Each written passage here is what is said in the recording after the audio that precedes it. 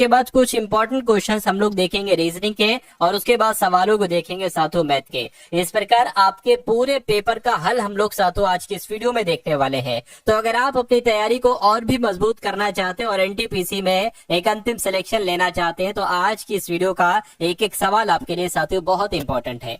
चलिए, तो पहला सवाल आपकी स्क्रीन पर है, कहने के प्रागैतिहासिक काल का अर्थ क्या होता है। तो आपने ये शब्द बहुत सुना होगा साथियों, लेकिन इसका अर्थ अगर आपको नहीं पता है तो मैं आपको बता देता हूं। देखिए, वो समय जिसका कोई ऐतिहासिक लिखित ब्यौरा नहीं होता है उसको कहा जाता है प्रागैतिहासिक काल। इसलिए आंसर आपका ऑप्शन नंबर बी हो जाएगा। वास्को डी गामा कहाँ का यात्री था आपसे पूछा जा रहा है, तो ये तो सातों पुर्तगाल का यात्री था। आंसर जिनका ऑप्शन नंबर सी है तो बिल्कुल सही है।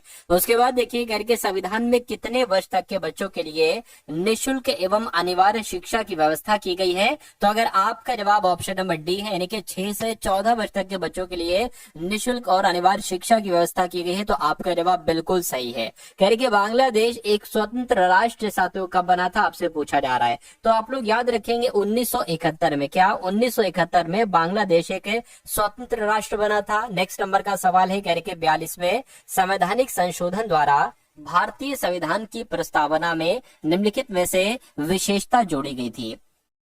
तो धर्मनिरपेक्षता मैं कहूंगा बिल्कुल सर। तो इस सवाल का आपका जवाब जो जाएगा वो ऑप्शन नंबर ए हो जाएगा, है ना। धर्मनिरपेक्षता शब्द साथों जोड़ा गया था, ये आपको याद रखना है संविधान की प्रस्तावना में। कब? 42वें संवैधानिक संशोधन के द्वारा। उसके बाद देखिए, कह रहे सांप्रदायिकता का अर्थ क्या होता है। तो अगर आपके एग्जाम में आ जाए तो क्या इसका मतलब मित्रता होता है? नहीं। क्या इसका मतलब धर्म के आधार पर सामाजिक विभाजन होता है? सांप्रदायिकता का मतलब मैं कहूंगा बिल्कुल सही। आंसर आपका जो जाएगा वो ऑप्शन नंबर बी हो जाएगा। उसके बाद देखिए साथियों, 2011 की जनगणना के अनुसार महिला साक्षरता दर कितनी थी। यानी कि 2011 की जब जनगणना हुई थी तो लगभग महिला साक्षरता दर जो थी वो 65% थी। इसलिए सही जवाब आपका ऑप्शन नंबर बी होगा। साथियों, जो क्वेश्चंस मैं आपको करवा रहा हूं, आपको समझा रहा हूं, पढ़ा रहा हूं, ये कहीं ना कहीं आपके मनोमस्तिष्क में स्टोर होते जा रहे हैं, और इनका फायदा आपको जब देखने को मिलेगा जब एग्जाम हॉल में कंप्यूटर पर ये क्वेश्चंस आपके सामने होंगे। तो इसलिए बस आपको पूरे ध्यान पूर्वक इन क्वेश्चंस को देखते जाना है। ये कैसे आपके मनोमस्तिष्क में फीड हो जाएंगे ये आपको भी साथियों नहीं मालूम पड़ेगा। चलिए, उसके बाद देखिए, भारतीय राष्ट्रीय कांग्रेस के संस्थापक कौन थे। तो साथियों, ए ओ ह्यूम की अगर बात करें तो यही तो भारतीय राष्ट्रीय कांग्रेस के संस्थापक थे। उसके बाद देखिए, भारत में चुनाव की सबसे छोटी इकाई क्या है। तो भारत में चुनाव की सबसे छोटी इकाई साथियों ग्राम पंचायत है। ग्राम पंचायत आपका बिल्कुल सही जवाब हो जाएगा। उसके बाद देखिए, अगला क्वेश्चन कह रहे कि संयुक्त राष्ट्र के सुरक्षा परिषद के बारे में क्या सही नहीं है। तो संयुक्त राष्ट्र के सुरक्षा परिषद के बारे में क्या क्या सही है। तो इसके 5 स्थायी और 10 अस्थायी सदस्य होते हैं, ये बात बिल्कुल सही है। अस्थायी सदस्यों का चयन 5 वर्षों के लिए होता है। नहीं साथियों, यह अंतर्राष्ट्रीय शांति बनाए रखने में मदद करती है, बिल्कुल सही। यह युद्ध को समाप्त करने के लिए राष्ट्रों से अपील करता है, ये बात भी बिल्कुल सही है। तो कौन सा कथन गलत है। ऑप्शन नंबर बी वाला गलत कथन गलत है। गलत है तो यही तो आपसे पूछा जा रहा था। उसके बाद देखिए, करके भारत की स्वतंत्रता के बाद निम्न में से कौन भारतीय गवर्नर जनरल बना था। यानी कि जब भारत आजाद हो गया था तो फिर यानी कि स्वतंत्र भारत के पहले गवर्नर जनरल कौन थे। तो चक्रवर्ती राजगोपालाचारी। बहुत इंपॉर्टेंट क्वेश्चन है साथियों, आप लोग याद रखेंगे, कई बार एग्जामिनेशन में पूछा जा चुका है। चलिए, उसके बाद देखिए साथियों, यहाँ पर अगर हम लोग बात करें, देखिए अस्थाई सदस्यों के चयन के, है ना, क्या लिखा हुआ, अस्थाई सदस्यों का चयन 5 वर्षों के लिए किया जाता है। मैं कहूंगा नहीं, सिर्फ 2 वर्ष के लिए किया जाता है। यानी कि संयुक्त राष्ट्र के सुरक्षा परिषद के सदस्यों का, अस्थाई सदस्यों का जो कार्यकाल होता है वो 2 वर्ष का होता है। नेक्स्ट नंबर का क्वेश्चन आपकी स्क्रीन पर है, आपसे पूछा जा रहा है कि गुट निरपेक्ष आंदोलन की स्थापना से कौन नहीं जुड़े थे। देखिए, पंडित जवाहरलाल नेहरू जुड़े थे, बिल्कुल। मार्शल टीटो भी जुड़े थे, कर्नल नासिर भी जुड़े थे, लेकिन बेनजीर भुट्टो नहीं जुड़ी थी। इसलिए आंसर आपका जाएगा बी के साथ। साथियों, ऐसे ही सवाल आपके एग्जाम में आपको देखने को मिलेंगे, इसलिए मैं आपके लिए पूरी मेहनत करूंगा। आप भी अपनी पूरी ईमानदारी के साथ और मेहनत के साथ इन क्लासेस को देखिए, क्योंकि तैयारी साथियों शुरू हुई है। पहली या दूसरी क्लास आपकी होगी, है ना, एनटीपीसी अंडर ग्रेजुएट एग्जाम को क्रैक करने के लिए। तो बिल्कुल अगर आप शुरू से लगे हैं तो आप आपकी तैयारी अगर थोड़ी कम भी है तो मैं आपको इतना काबिल बना दूंगा, इतना एक्सपर्ट, इतना निपुण बना दूंगा और इतनी नॉलेज आपको दे दूंगा, इतने क्वेश्चन आपको करवा दूंगा कि आप ये एग्जाम बहुत आराम से साथियों क्रैक कर सके। लेकिन एनटीपीसी के लिए टारगेट सिलेक्शन यूट्यूब चैनल पर जितनी भी क्लासेस अब आए, डेली आपको हर एक क्लास को देखना है और उसमें जितने भी क्वेश्चंस मैं करवाऊं सभी क्वेश्चंस को आपको तैयार करना है। पेपर आपका साथियों क्रैक हो जाएगा, मेहनत तो आपको करना पड़ेगी, है ना। चलिए करिए, किन कारणों के आधार पर भारत में व्यक्ति मत अधिकार का प्रयोग नहीं कर सकता। तो कुल मिला के यहाँ पर अगर साथियों बात करें मानसिक रूप से विकृत, गरीबी रेखा से नीचे, वयस्क, विकलांग, तो किन कारणों के आधार पर मानसिक रूप से विकृत जो होता है ना, वो भारत में वो व्यक्ति भारत में अपने मत अधिकार का प्रयोग नहीं कर सकता। क्यों? क्योंकि वो मानसिक रूप से विकृत है। उसके बाद देखिए अगला सवाल कह रहे भारत में अभियुक्त को दी गई फांसी की सजा को निरस्त करने का अधिकार किसके पास होता है? तो ये अधिकार तो सिर्फ और सिर्फ राष्ट्रपति के पास होता है। आंसर आपका सी होगा। उसके बाद देखिए ब्रिटिश प्रधानमंत्री ग्रेनविले ने स्टॉप एक्ट किस वर्ष में पारित किया था? तो सातों पता 1765 इन्होंने 1765 में प्रधानमंत्री ग्रेनविले ने स्टॉप एक्ट को पारित किया था। आंसर आपका ऑप्शन नंबर ए होगा। रॉलेट एक्ट का पारित किया गया, तो ये बात तो आप सभी लोग जानते हैं कि 1919 में साथियों रॉलेट एक्ट को पारित किया। अगला देखिए करके राजा राममोहन राय ने किस सामाजिक बुराई को खत्म करने के लिए संघर्ष किया था? तो इन्होंने जो काम किया था साथियों वो सती प्रथा पर काम किया था। सती प्रथा के उन्मूलन के लिए, इस पर रोक लगाने के लिए राजा राममोहन राय ने काम किया था। भारत में पुर्तगाल उपनिवेश की स्थापना, भारत में पुर्तगाल उपनिवेश की राजधानी गोवा को बनाने वाले व्यक्ति थे। तो इनका नाम साथियों क्या था? अल्फांसो डी अल्बुकर्क इनका नाम था और भारत में पुर्तगाल उपनिवेश की राजधानी गोवा को बनाने वाले ये व्यक्ति थे। इन्होंने साथियों ये काम किया था। उसके बाद देखिए अगला क्वेश्चन आपकी स्क्रीन पर है, कह रहे कि अंग्रेजी सरकार द्वारा किस ईस्वी में सूती वस्त्रों पर आयात कर हटा दिया गया था? तो ये काम 1881 में हुआ था, यानी कि अंग्रेज सरकार के द्वारा 1881 में सूती वस्त्रों पर आयात कर हटा लिया गया था। नेक्स्ट नंबर का सवाल है, आपसे कहा जा रहा है कि मध्यकालीन समय यानी कि कब से लेकर कब तक शताब्दी तक रहा? यानी कि मध्यकालीन समय जो था ये 8वीं शताब्दी से लेकर 16वीं शताब्दी तक रहा। इसलिए आंसर आपका जाएगा ऑप्शन नंबर बी के साथ। ये आप लोग याद रखेंगे। यानी कि 1857 की क्रांति की शुरुआत जो हुई थी वो कहां से हुई थी? तो वो साथियों मेरठ से हुई थी। ये बात आप लोग याद रखेंगे। आंसर अगर आपका है ऑप्शन नंबर सी के साथ तो बिल्कुल सही है। उसके बाद देखिए नेक्स्ट नंबर का सवाल आपकी स्क्रीन पर कह रहे कि मगध राज्य की जो प्राचीनतम राजधानी थी उसका नाम क्या था? तो मगध राज्य की प्राचीनतम राजधानी क्या थी साथियों? राजगृह थी, है ना। उसके बाद देखिए मनुष्य द्वारा पहली बार नियोलिथिक युग में पालतू बनाया जाने वाला पशु कौन था? तो साथियों कौन था मुझे आप लोग बता दीजिए। तो क्या कुत्ता था? मैं कहूंगा बिल्कुल सही जवाब। अगर आपका कुत्ता आंसर है तो बिल्कुल सही हो जाएगा। मुगल काल का पतन शुरू हुआ था, यानी कि कब से मुगल काल का पतन शुरू हो गया था? तो जब आधुनिक काल जैसे ही शुरू हुआ था। आधुनिक काल की अगर बात करें, है ना, मुगल काल का पतन शुरू हो गया था आधुनिक काल से। उसके बाद देखिए न्यूलिथिक का अर्थ क्या होता है मुझे बताइए। तो न्यूलिथिक की अगर बात करें, न्यू मतलब नया, तो नया कहां पर लिखा? ऑप्शन नंबर सी में लिखा हुआ है नव पाषाण काल या न्यूलिथिक, बात एक ही है। उसके बाद देखिए विश्व पर्यावरण दिवस की अगर बात करें कब मनाया जाता है? तो 5 अक्टूबर, 5 जुलाई, 5 जून, बिल्कुल सही जवाब द्वारा बनाया गया है। उसके बाद देखिए कह पर्यावरण के जैविक और अजैविक घटकों के अंतर्गत का अध्ययन को क्या कहा जाता है?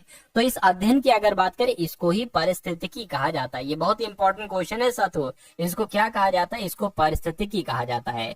जल प्रपात का निर्माण इनमें से किस कारक द्वारा होता है? तो जल प्रपात का निर्माण जो होता है साथियों वो एक तरीके से नदी द्वारा होता है। नदी, ऑप्शन नंबर ए आपके इस क्वेश्चन का बिल्कुल करेक्ट आंसर है। उसके बाद देखिए अगला क्वेश्चन कहने के बिंदु यानी कि वो बिंदु जहां भूकंप की उत्पत्ति होती है उसको क्या कहा जाता है? तो उसको साथियों पता, भूकंप केंद्र कहा जाता है जहां भूकंप की उत्पत्ति होती है। इसलिए आंसर आपका जो जाएगा वो ऑप्शन नंबर बी हो जाएगा। उसके बाद देखिए कहने के ज्वालामुखी के मुख को क्या कहा जाता है? तो क्या केंद्र कहते हैं, शंकु कहते हैं, ज्वालामुखी कहते हैं? नहीं साथियों, उसको क्रेटर कहा जाता है। किसको? ज्वालामुखी के मुख को क्रेटर कहा जाता है। निम्न में से कौन सा पुनर्वैकृत संसाधन नहीं है? तो कौन सा साथियों नहीं है ये आपसे पूछा जा रहा है। पुनर्नवीनीकृत संसाधन नहीं है। तो देखिए सौर ऊर्जा है, बिल्कुल है। उसके अलावा वन्य प्राणी है और वन भी है, लेकिन लौह अयस्क नहीं है। अब नहीं है साथियों, तो यही आपका आंसर हो जाएगा। भारत के पश्चिमी तट पर स्थित राज्य कौन सा राज्य जिसकी तट रेखा सबसे लंबी है, वो राज्य कौन सा है आपसे पूछा जा रहा है। तो ये तो आपको मैंने कई बार बताया है कि गुजरात राज्य की तट रेखा सबसे लंबी है। राइट आंसर जिनका ऑप्शन नंबर डी के साथ है, तो बिल्कुल सही है। कह रहे कि जैविक संसाधन का एक उदाहरण इसमें से मुझे बताइए। तो जैविक संसाधन की अगर बात करें तो वन क्या है, वन एक जैविक संसाधन ही तो है ना। चलिए साथियों, अभी हम लोग यहाँ पर करंट अफेयर के भी कुछ इंपॉर्टेंट क्वेश्चंस देखने वाले हैं, तो आप थोड़ा सा तैयार रखिएगा। और उसके बाद साथियों मैथ के क्वेश्चन और रीजनिंग के क्वेश्चन, सभी सब्जेक्ट को हम लोग यहाँ पर देखेंगे। तो अगर वीडियो आपने लाइक नहीं की तो वीडियो को लाइक कर दीजिए और एक प्यारा सा कमेंट लिख दीजिए साथियों जय हिंद का कमेंट कर दीजिए, मुझे बहुत अच्छा लगेगा। कह रहे कि जो शहर वो शहर जो भारत का कॉटन पॉलिसी के नाम से जाना जाता है। तो अगर बात करते हैं साथियों यहाँ पर, तो मुंबई आप लोग याद रखेंगे, मुंबई को भारत की कॉटन पॉलिसी के नाम से जाना जाता है। अगला क्वेश्चन है, कह रहे कि वो जानवर जो पेरियार राष्ट्रीय उद्यान के संरक्षण में है वो जानवर कौन सा है। तो अगर बात करते हैं क्या वो हाथी है, मैं कहूंगा बिल्कुल सही जवाब हाथी राष्ट्रीय है ना, पेरियार राष्ट्रीय उद्यान के संरक्षण में है, आंसर आपका भी होगा। भूकंप से संबंधित अध्ययन को क्या कहा जाता है, तो साथियों सिस्मोलॉजी कहा जाता है। क्या कहा जाता है, सिस्मोलॉजी कहा जाता है भूकंप से संबंधित अध्ययन को। उसके बाद देखिए हाल ही में किसने सुरक्षित अंतरराष्ट्रीय यात्रा के लिए चिप आधारित ई पासपोर्ट शुरू किया है। तो अब आपके इंपॉर्टेंट करंट अफेयर के क्वेश्चन शुरू हो चुके हैं। तो अपने देश भारत ने ही सुरक्षित अंतरराष्ट्रीय यात्रा के लिए चिप आधारित ई पासपोर्ट शुरू किया है। उसके बाद देखिए किस भारतीय खिलाड़ी ने टेस्ट क्रिकेट से संन्यास की घोषणा कर दी है, तो मैं कहूंगा रोहित शर्मा इनका नाम है। और रोहित शर्मा ने, ये भारत के खिलाड़ी हैं, इन्होंने टेस्ट क्रिकेट से संन्यास की घोषणा कर दी है। फ्रेडरिक मर्ज किस देश के नए चांसलर साथियों नियुक्त हुए हैं, तो ये जर्मनी देश के नए चांसलर नियुक्त हुए हैं, आंसर आपका सी होगा। जारी मानव विकास सूचकांक 2025 में कौन सा देश शीर्ष पर रहा है, तो मैं कहूंगा आइसलैंड शीर्ष पर रहा है। मानव विकास सूचकांक 2025 में आइसलैंड देश शीर्ष पर रहा है, ये भी इंपॉर्टेंट क्वेश्चन है, आपके एग्जाम में आएगा। अगले देखिए करके सुदीरमन कप 2025 ये किस देश ने जीता, तो ये तो साथियों चीन ने जीता है। अभी हाल फिलहाल में सुदीरमन कप 2025 किस देश को दिया गया है, चीन देश को दिया गया। नेक्स्ट नंबर का सवाल है, कह रहे कि किसने प्रवासी बच्चों को शिक्षित करने के लिए ज्योति योजना शुरू की है, तो ज्योति योजना केरल राज्य के सरकार के द्वारा शुरू की गई है। मैं कहूंगा बिल्कुल केरल राज्य सरकार के द्वारा ज्योति योजना शुरू की गई, इसमें प्रवासी बच्चों को शिक्षा दी जाएगी। उसके बाद देखिए कहाँ पहला भूतापीय उत्पादन कुआं खोदा गया है, तो ये साथियों किस राज्य में किया गया है, ये अरुणाचल प्रदेश में किया गया। मैं कहूंगा बिल्कुल आपका आंसर जो जाएगा वो ऑप्शन नंबर सी हो जाएगा। किसे अखिल भारतीय फुटबॉल महासंघ पुरस्कार 2025 में वर्ष का सर्वश्रेष्ठ खिलाड़ी चुना गया है, तो ये साथियों सुभाषिष बोस को चुना गया और सौम्या गुगुलोत को चुना गया है, इसलिए आंसर आपका जाएगा ऑप्शन नंबर सी के साथ।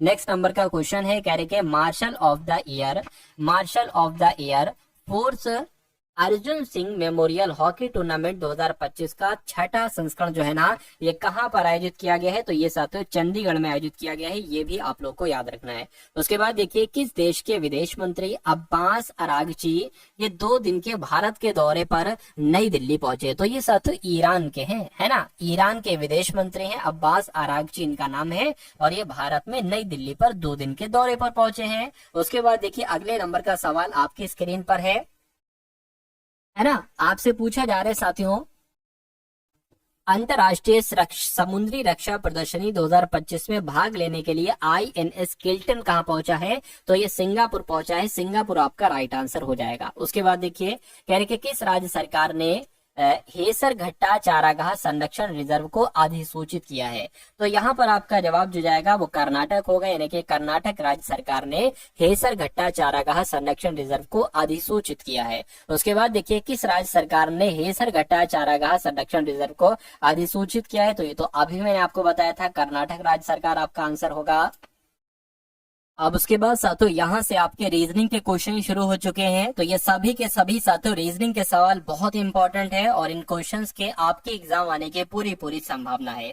चलिए तो रीजनिंग का पहला सवाल है, इसका आंसर आप लोग बताने की कोशिश कीजिए। एक सवाल आपके एग्जाम में ऐसा आएगा कि कोई वर्ड लिखा जाएगा और कोई उसकी जगह पे कोई संख्या हो जाएगी, फिर एक वर्ड लिखा होगा, फिर उसकी जगह पे एक संख्या होगी। आपको एक वर्ड दिया जाएगा, पूछा जाएगा इस वर्ड के लिए कौन सी संख्या हो सकती है। तो इसको पता कैसे करेंगे, कभी भी एक बड़ा सा नंबर आ जाए यानी कि इसका मतलब ये होता है कि इन प्लेस वैल्यू को प्लस करके ये होगा। देखिए साथियों जैसे 13 प्लस 1 प्लस टी 20 पर होता है, यू 21 पर होता है और आर 18 पर होता है, ई 5 पर होता है। इसको प्लस करके देखिए कि 82 आता है। देखिए 13 एक 14 हो जाएगा, है ना, 14 और ये 21 है ना, 14 और एक कितना हो जाएगा 21, 15 15 और फिर ये 20 कितना हो जाएगा 25, 35 35 और 20 कितना हो जाएगा 45, 55 55 5 कितना हो जाएगा साथियों आपका 60 हो गया। 60 और 70 78, ये तो साथियों 78 हो गया, लेकिन ये तो 82 है, यानी कि इसमें मैंने एक्स्ट्रा कितना जोड़ा है, इसमें साथियों एक्स्ट्रा 4 जोड़ना पड़ेगा, तो ये 82 आएगा।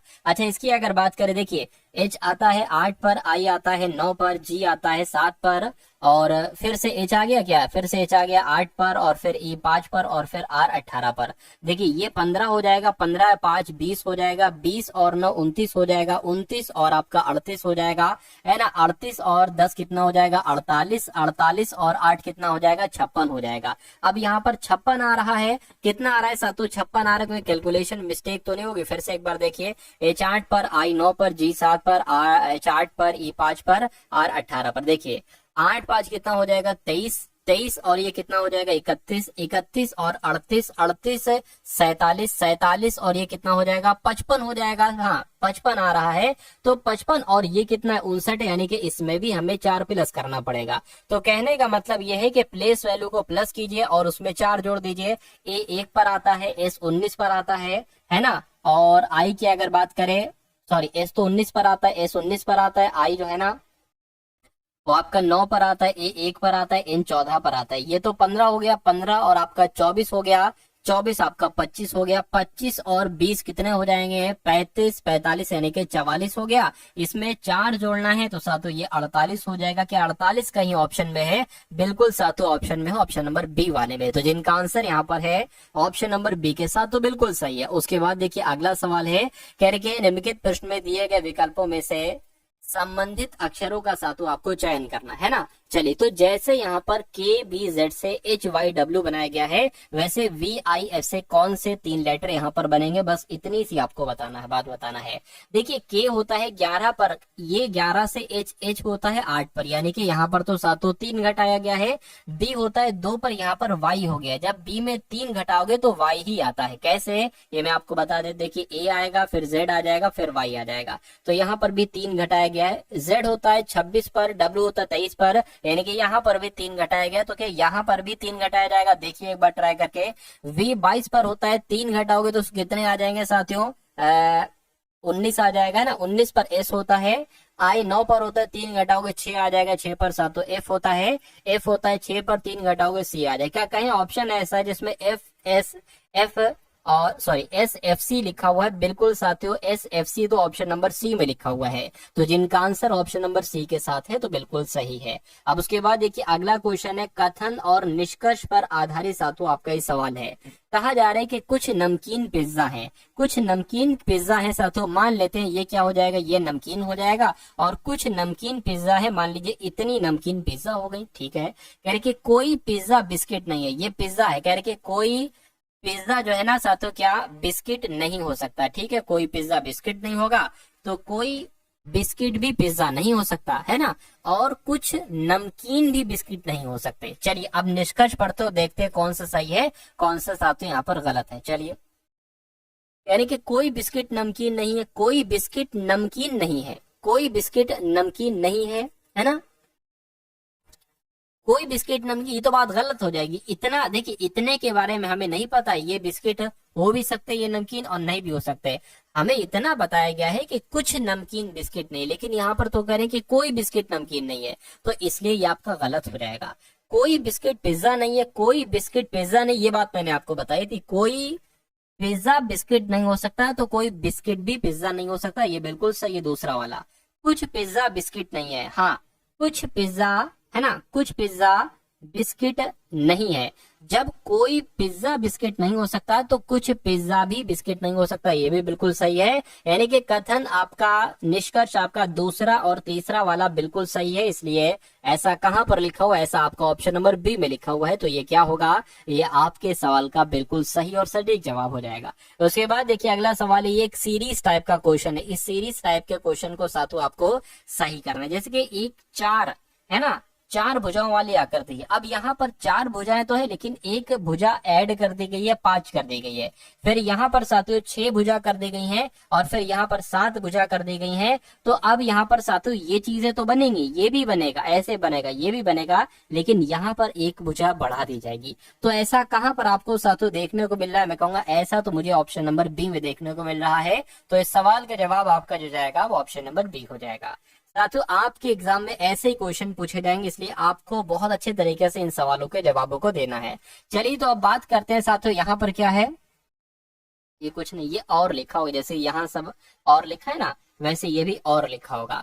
खैर चलिए, करके दिए गए विकल्पों में से दो संख्याओं को आपस में बदलने पर निम्नलिखित में से सही क्रम समीकरण क्या होगा। 5 - 3 × 0 + 1 = 2। यानी कि अगर हम इस ऑप्शन को सही माने, है ना, इस ऑप्शन को सही माने और 5 की जगह पर 3, 3 की जगह पर 5 कर दें तो क्या बराबर 2 आएगा। देखिए जरा, जैसे ये 5 है तो यहाँ पर क्या आ जाएगा, 3 आ जाएगा। ये 3 है तो इसकी जगह पर क्या आ जाएगा, 5। पहली बात तो यहाँ पर 0 ही हो जाएगा, और फिर 2 तो आ नहीं सकता, इसलिए ये आंसर आपका नहीं हो सकता। बी वाले को अगर हम साथों चेक करें तो 5 की जगह पर 2 है ना, 5 की जगह पर 2, ये 2 आ गया। 3 की जगह पर 3 आ जाएगा, गुणा 0 आ जाएगा, प्लस 1 आ जाएगा, क्या बराबर 2 आ रहा है। 0 हो गया, 2 तो नहीं आ रहा है साथियों, है ना। तो ये भी हमारा क्या, ये भी हमारा आंसर एक तरीके से नहीं हो सकता। इसको भी कट कर दीजिए, और 1 की जगह पर 3, 3 की जगह पर 1, है ना। अब यहाँ पर क्या आ जाएगा, 1 आ जाएगा। अब यहाँ पर फिर 0 आ जाएगा, 0 आ गया, और 5 - 0 और 1 की जगह पर 3, ये आ रहा है साथियों। ये तो ऐसे एक तरीके से अगर बात करें, फिर से एक बार देखिए जरा इसको सही से, 1 की जगह पर 3 और 3 की जगह पर 1, 5 है तो 5 का 5 आ जाएगा, -3 है, 3 की जगह पर 1 आ जाएगा, 0 है प्लस आपका क्या है, 1 है, 1 की जगह पर 3 आ जाएगा। इसको कैलकुलेट करिए क्या 2 आता है, देखिए जरा, है ना। 5 आ गया, -1 की गुणा इससे करोगे तो 0 ही आ जाएगा, है ना। अच्छा ये प्लस, अब यहाँ पर प्लस आ जाएगा, तो ये माइनस प्लस कितना हो जाएगा, एक तरीके से माइनस हो जाएगा। यानी कि 5 - 3 बराबर क्या हो जाएगा, 2 आ जाएगा। यानी कि साथियों 2 = 2 हमारा आंसर आ जाएगा। यानी कि ये बिल्कुल सही और सटीक जवाब हो जाएगा। उसके बाद देखिए साथियों, अब अगले नंबर का सवाल देखिए, एक नंबर सीरीज का यहाँ पर सवाल आ चुका है, और आपके एग्जाम में साथियों 2 से 3 सवाल अलग अलग पैटर्न पर आधारित आएंगे साथियों नंबर सीरीज के। तो इस सवाल की अगर बात करें, कह रहे कि सबसे पहले 86 है, उसके बाद साथियों 107 है, उसके बाद यहाँ पर 82 है, और उसके बाद 111 है, और उसके बाद 78 है, और उसके बाद साथियों 115 है। आपसे पूछा जा रहा है कि अगला नंबर यहाँ पर क्या हो सकता है। देखिए अब 86 से अगर 107 करें, फिर 82 के, फिर 111, फिर 78, मेरा मानना यह है कि अगर आप 86 से 82 कर देंगे तो ज्यादा अच्छा है, 82 से 78 कर देंगे तो ज्यादा अच्छा है। यानी कि यहाँ पर एक तरीके से अगर बात करें कितने घटाएंगे 82 में, अगर 4 आप घटा देते हो तो 82 आ जाएगा 86 में, और 82 में अगर 4 घटा देते हो तो 78 में, 78 में 4 घटा देते हो तो 74 आ जाएगा। क्या 74 आंसर होगा? 74 वैसे ऑप्शन में है, लेकिन हम एक तरीके से और देख लेते हैं। देखिए अगर 107 में हम यहाँ पर 4 बढ़ाएंगे तो 11 आ जाएगा 100, यहाँ पर भी सातों 4 बढ़ाएंगे तो कुल मिला के ये 74 ही आएगा, और 74 हमारे सवाल का बिल्कुल सही जवाब है। अब उसके बाद देखिए अगला सवाल आपकी स्क्रीन पर है, कह रहे के यहाँ पर आपको बताना है, 1 सेकेंड देखिए, आपको बताने कि यहाँ पर कौन सी आकृति सही तरीके से आएगी, एक बार साथियों मुझे आप लोग बता दीजिए। देखिए अब जैसे कि मान लीजिए यहाँ पर यह है तो एक ऐसे करके यहाँ पर आएगी, ये तो आएगी ही आएगी। अब आप देखिए साथियों ऐसी कहाँ पर है, यहाँ पर नहीं है तो ये नहीं होगा, यहाँ पर भी ऐसा नहीं है, अब यहाँ पर ऐसा है और यहाँ पर ऐसा है ना। अब देखिए यहाँ पर बिल्कुल गैप नहीं है और यहाँ पर थोड़ा सा गैप है, तो क्या गैप वाली आना चाहिए या बिना गैप वाली? मैं कहूंगा गैप आएगा, क्योंकि आप देखो कि सभी में साथियों यहाँ पर आपको गैप नजर आ रहा होगा, है ना। चलिए कोई दिक्कत नहीं, क्योंकि देखिए ये यहाँ पर गैप है, यहाँ पर गैप है ना, तो ऐसे ही साथियों आपका यहाँ पर और यहाँ पर ऐसे करके गैप आ जाएगा, जो कि ये है। तो कुल मिला के इस क्वेश्चन का आंसर आपका ऑप्शन नंबर ए हो जाएगा। उसके बाद देखिए अगले नंबर का क्वेश्चन साथियों आपकी स्क्रीन पर है। आपसे कहा जा रहा है कि 5 दोस्त हैं, पूजा, भावना, चारू, गीता, हेमा, एक वृत्ताकार मेज के चारों ओर केंद्र की ओर मुंह करके बैठी हैं। चारू भावना की पड़ोसी ने, देखिए कितने लोग हैं, 5 दोस्त हैं, तो 1 2 3 4 और एक साथ, तो यहाँ पर हम 5 बना लेते हैं, है ना। चलिए तो कह रहे हैं कि चारू भावना की पड़ोसी नहीं है, चारू भावना के आसपास नहीं बैठेगी। भावना हेमा के बाईं ओर दूसरे स्थान पर बैठी है। गीता भावना और हेमा की पड़ोसी है। तो गीता जो है ना भावना और हेमा की पड़ोसी है। भावना के ठीक दाएं कौन बैठा है? अगर हम यहाँ पर बात करें कि भावना जो है ना ये हेमा के बाईं ओर दूसरे स्थान पर बैठी है, तो अगर मान लीजिए हेमा को हम कहीं पर भी बैठा दें, हेमा को मान लीजिए हम यहाँ पर बैठा दें, तो सभी का मुंह केंद्र की ओर है, तो हेमा का बायां क्या हो जाएगा साथों, हेमा का बायां ये हो जाएगा। तो बाईं ओर दूसरे स्थान पर कौन बैठी है? भावना, यानी कि भावना यहाँ पर बैठी होंगी। उसके बाद देखिए कह रहे कि गीता जो है ना ये भावना और हेमा की पड़ोसी है, तो गीता जो है ना ये भावना यानी कि भावना की भी पड़ोसी है। गीता जो है भावना की भी पड़ोसी और हेमा की भी पड़ोसी, यानी कि गीता यहाँ पर बैठेंगी, ठीक है कोई दिक्कत नहीं। उसके बाद देखिए यहाँ पर एक लाइन और बची करके, भावना की पड़ोसी नहीं है चारू, तो भावना की पड़ोसी चारू, यानी कि चारू यहाँ पर नहीं बैठेंगी, तो चारू यहाँ पर बैठेंगी। तो 5 लोग थे, 4 की पोजीशन हो चुकी है, एक बची है, पूजा बची, तो जाहिर सी बात है पूजा यहाँ पर बैठेंगी। तो कह रहे कि भावना के ठीक दाएं कौन बैठा है? भावना के ठीक दाएं कौन बैठा है? गीता बैठी है। तो गीता आपके इस क्वेश्चन का बिल्कुल सही और सटीक जवाब हो जाएगा। उसके बाद देखिए अगला सवाल है आपके स्क्रीन पर, देखिए सवाल को और मुझे बताइए आंसर क्या होगा। अब यहाँ पर फिर से साथियों एक नंबर सीरीज का सवाल आ चुका है, कह रहे कि 6075 है, उसके बाद साथियों 2025 है, और फिर आपको बताना है अगला नंबर क्या आएगा, और उसके बाद 225 आएगा, और उसके बाद साथियों 75 आएगा। तो इसमें आपसे कुल मिला के पूछा जा रहा है, एक बार मुझे बताइए कैलकुलेट करके साथियों क्या आएगा। देखिए अगर 6000 से हम इसको 2000 पर देखें तो ये इसका 1/3 है। अरे भाई 6000 का 1/3 ही तो होता है 2000, और 75 का 1/3 होता है 25। तो मैं कहूंगा इसकी भाग अगर आप 3 से करोगे तो ये इतना आ जाएगा। अच्छा यहाँ पर अब आप देखिए, क्या इसकी भाग भी अगर हम 3 से करें तो 75 आता है? बिल्कुल सही साथियों, 75 यहाँ 225 होता है, यानी कि अगर 225 की भाग आप 3 से करोगे तो आपका 75 आ जाएगा। 3 सत्ते 21, एक बचेगा 15 हो जाएगा, 3 पंजे 15 आ गया। कहने का मतलब है कि इसकी भी भाग हमें 3 से करना पड़ेगी, और फिर इस जो नंबर आएगा उसकी भाग 3 से करोगे तो 225 आएगा। इसकी भाग 3 से करिए, 3 एकम 3, 3 सत्ते 21 ज्यादा हो जाएगा, 3 से 3 अट्ठे कितना हो गया, 3 अट्ठे भी ज्यादा हो जाएगा, 3 छंग 18, 3 छंग 18 की अगर बात करें तो 3 छंग आपका क्या हो गया 18 हो गया, 2 बचा 22 हो जाएगा, 3 सत्ते 21 और 3 पंजे 15। अब देखिए 300 675 कहीं पर लिखा हो, बिल्कुल लिखा हुआ है। अगर अब इसको भी जरा 3 से भाग करें, देखिए 3 दूना 6, 3 दूना 6, 3 पंजे 15, यानी कि हमारा 100% आंसर जो होगा वो ऑप्शन नंबर ए के साथ ही जाएगा। हर एक टॉपिक से क्वेश्चन लिए हैं साथियों, जो सबसे इंपॉर्टेंट है, जो आपके एग्जाम में पूछे जा सकते हैं। इसलिए साथियों अगर आप इस चैनल पर नए हैं टारगेट सिलेक्शन पर, तो इस चैनल को तुरंत सब्सक्राइब कर लीजिए, बेल आइकन पर साथियों क्लिक कर लीजिए। आपकी कंप्लीट तैयारी करवाई जाएगी, बहुत बेहतरीन तरीके से साथियों आपकी तैयारी करवाई जाएगी। तो ये समझ लीजिए जब भी आपका एग्जाम है, आपको डेट हो सकता हो मालूम पड़ गई हो, तो आप टारगेट सिलेक्शन की हर एक वीडियोस को देखिए। बिल्कुल बेसिक से आपकी तैयारी करवाई जा रही है और बिल्कुल शिखर तक आपको साथियों पहुंचाया जाएगा। तो एक एक चीज आपको बताई जाएगी, इसलिए चैनल पर है, चैनल को सब्सक्राइब कर लीजिए, और ये आज दृढ़ निश्चय ले लीजिए कि टारगेट सिलेक्शन पर जितनी भी वीडियोज आएंगी उसमें जितने क्वेश्चन होंगे वो सारे क्वेश्चन आप लोग तैयार करेंगे और अपने पेपर को साथियों क्रैक करेंगे। ठीक है ना। चलिए अब यहाँ पर अगर बात करें शब्दकोश के क्रम में, आपको यहाँ पर लगाना है कि सबसे पहला वर्ड कौन सा आएगा, उसके बाद और उसके बाद। आप देख पा रहे हैं कि SMA यहाँ पर भी है, यहाँ पर भी है, यहाँ पर भी है, यहाँ पर भी है और यहाँ पर भी है। अब आप देखिए सबसे पहले इसमें L आता है, R आता है, C आता है, S आता है, T आता है। मैं कहूंगा सबसे पहले इसमें C आता है, तो ये 3 नंबर सातों सबसे पहले आ जाए। अच्छा कुछ और पूछा जा रहा है, इस क्रम में व्यवस्थित करने के बाद कौन सा शब्द तीसरे स्थान पर आएगा। ठीक है, तो ये तो पहले स्थान पर आएगा, उसके बाद R आएगा या L आएगा। मैं कहूंगा L आएगा, तो ये आएगा दूसरे नंबर पर, है ना। और तीसरे नंबर पर क्या आएगा, ST, T होता है 20 पर, S होता है 19 पर, R होता है 18 पर, तो ये आपका साथियों तीसरे नंबर पर आ जाएगा स्मार्ट। यानी कि इस क्वेश्चन क्वेश्चन का आंसर जो होगा वो स्मार्ट होगा, क्योंकि स्मार्ट आपका तीसरे नंबर पर आएगा और यही आपसे पूछा जा रहा था। चलिए साथियों, उसके बाद देखिए नेक्स्ट नंबर का क्वेश्चन आपके स्क्रीन पर मैं ला दिया हूँ, है ना। इस क्वेश्चन को देखिए और बताइए राइट आंसर आपका क्या होगा। देखिए सबसे पहले ये चित्र है, उसके बाद ये है, उसके बाद ये है, तो यहाँ पर कौन सा वाला चित्र आएगा ये आपसे पूछा जा रहा है, मुझे बताइए। देखिए यहाँ पर 3 भुजाएं हैं तो नीचे अंदर 3 लिखा है, यहाँ पर 4 भुजाएं हैं तो अंदर 4 लिखा है, यहाँ पर 5 भुजाएं हैं तो अंदर सातों 5 लिखा है, यानी कि यहाँ पर 6 भुजाओं वाली आकृति आएगी। 6 भुजाओं वाली आकृति आएगी तो 6 भुजाएं क्या यहाँ पर 1 2 3 4 5 6 6 है, लेकिन अंदर 7 लिखा है, इसलिए आंसर नहीं हो सकता। 1 2 3 4 5 6 7 8 8 है और अंदर 9 लिखा है, इसलिए आंसर नहीं हो सकता। यहाँ पर अगर बात करें 1 2 3 4 5 6 7, यहाँ पर 7 है, ये भी नहीं होगा। 1 2 3 4 5 6, यहाँ पर 6 नंबर भी लिखा है अंदर और भुजाएं भी 6 हैं, इसलिए आंसर आपका जो होगा वो ऑप्शन नंबर डी होगा।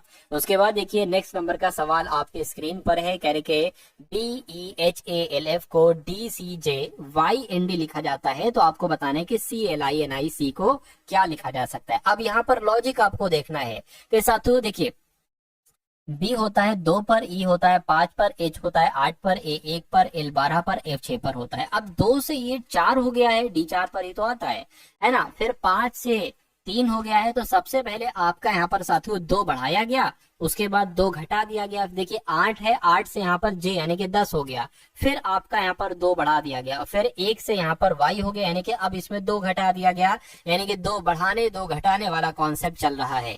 तो इसमें भी हम वही कॉन्सेप्ट अपनाएंगे। देखिए सी 3 पर आता है, एल 12 पर आता है, ए आई 9 पर आता है, एन 14 पर आता है, आई 9 पर आता है, सी 3 पर आता है। सबसे पहले आपको 2 बढ़ाना है। जब आप इसमें साथियों 2 बढ़ा दोगे तो कितना आ जाएगा, 5 आ जाएगा। 5 और इसमें 2 घटाओगे 10 आएगा, 2 बढ़ाओगे 11 आएगा, 2 घटाओगे 12 आएगा, 2 बढ़ाओगे 2 बढ़ाओगे कितना आ जाएगा, 11 आ जाएगा, 2 घटाओगे 1 आ जाएगा। तो यहाँ पर अगर बात करें 5 पर क्या आता है साथियों ई, 10 पर जे, है ना, के 11 पर आता है, और एल जो है ना वो 12 पर एल हो जाएगा, 11 पर साथियों क्या हो जाएगा, के हो जाएगा, ए हो जाएगा, यानी कि ई जे के एल के ये सब कहाँ पर लिखा हुआ, ये ऑप्शन नंबर डी में लिखा हुआ है। तो आपके इस क्वेश्चन का आंसर जो जाएगा वो ऑप्शन नंबर डी होगा। भाई बहुत बढ़िया, वेरी गुड क्लास। साथियों डेली अगर आप इन क्वेश्चंस की प्रैक्टिस करेंगे, जो डेली मैं आपको न्यू क्वेश्चंस की क्लासेस अवेलेबल कराऊंगा, तो आपकी तैयारी बड़ी तगड़ी हो जाएगी। तो इन वीडियोस को तैयार करने में इस पीपीटी को